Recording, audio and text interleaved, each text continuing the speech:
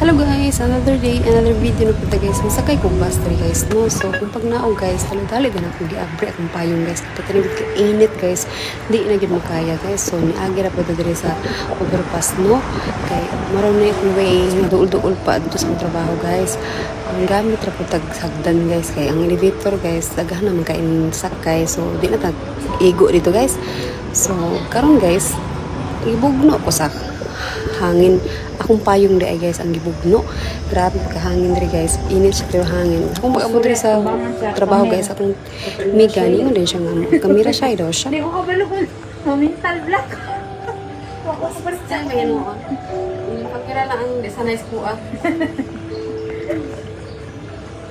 Kanang pa TikTokon ko sa Hindi ko siya kaya maulo daw siya mag-video, mag-vlog. Kay kamera siya, gano'n siya. Hindi siya kabalugyaw daw mo storya guys. Pero anyway guys, nindiretso ako diri sa akong room. Kung gitarong o hinduan, i-arrange ng kabugat ng machine guys. Pwede kayo bugatag ani guys. Oy, pila kayo ka kilo. O salamat sa iyong panonood guys. I-like na na po din yung video guys. Ayaw ni skip guys. Salamat o bye!